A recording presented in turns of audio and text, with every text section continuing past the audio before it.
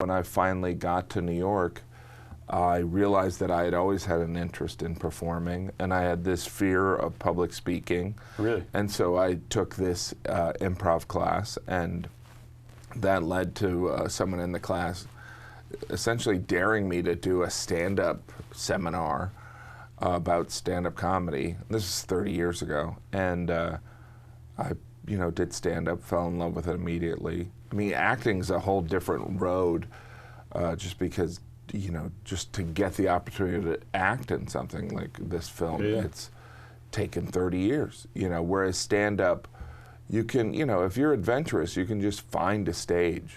Yeah, you can just go out there and give it a shot, right? You said something interesting. You said you started doing the stuff you wanted to do as opposed to what people wanted you to do. When did that shift happen for you? I think in my 20s, I think I was kind of, I would say, I didn't know. I was like, all right, this is what we're supposed to do? We're supposed to, I grew up in kind of a family where my dad was the first one to go to college, so success was wearing a tie. Mm-hmm.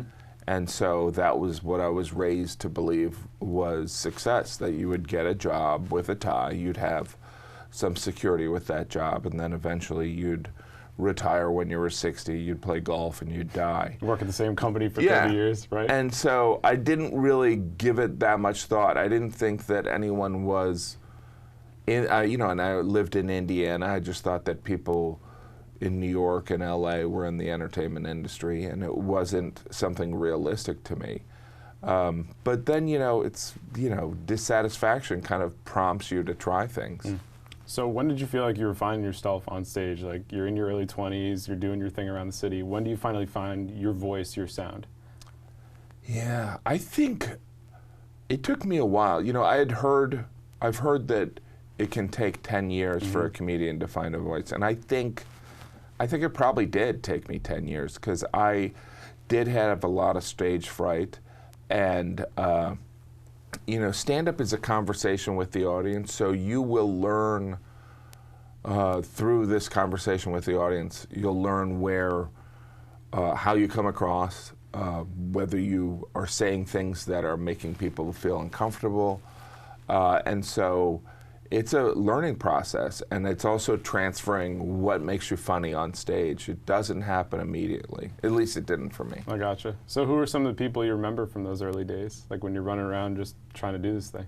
Oh my gosh, yeah. I remember, you have comedy buddies, but there's, some of them are, no longer doing it. Some of them are no longer here. Yeah. I had a comedy buddy, Greg Giraldo, who, when I met him, we were both wearing a suit, and he was a lawyer, and I was an account guy at an ad agency. And so, and that was in the 90s, where it wasn't, it was pre-YouTube, it was pre-streaming services, it's pre-satellite radio, and now we consume so much stand-up, but it used to be just this rare thing that you would see on a late-night show. And so it wasn't really something that was a conventional, even artistic pursuit, but a bunch of oddballs that I was friends with, we were pursuing it. And so it was kind of fascinating. You mentioned how different things are. You think about the evolution of the special itself in terms of comedy. Like, you've done how many? 7 of them at this point? 7, yeah. So when you think back to your first one compared to this one, how has the process changed in terms of just you building your routine? Oh, it's completely different. Well, I think, the name special hasn't changed, but the conventional thought was that maybe someone would do 1, if you're lucky, special, or maybe you'd do 2.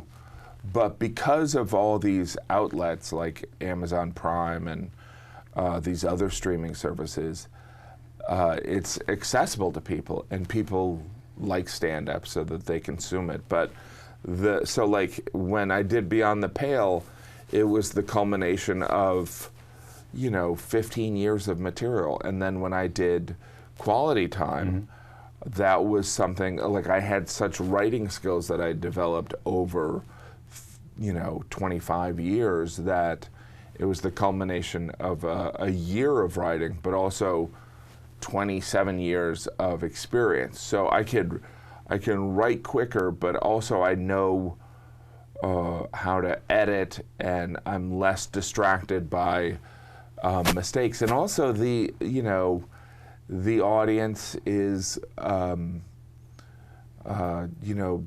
more informed on stand-up. It used to be in the 90s, if you went on stage, some people might think, oh, you got to heckle. You know what I mean? Whereas today, it's not that common, thankfully. That's good. When was the last time you got heckled? Oh, gosh. It's weird because, it depends what you call heckle. It's like, because there's the drunk heckler, yep. There's the person that is, mentally ill, and then there is the person that's just interjecting. Right. Because I'd say the most recent one was maybe on Monday. There was someone in the audience who was like, yes, right. Oh my gosh. And they're not conscious of it. Right. Because I think when they watch, they're doing the same thing. They're doing the same thing. And so they're not really, they're just very vocal in their response. And so I don't know if I call that heckling, but it is unintentionally disruptive. Does that throw you off? Do you say something? Like, how do you handle it? I think, it used to. Yeah.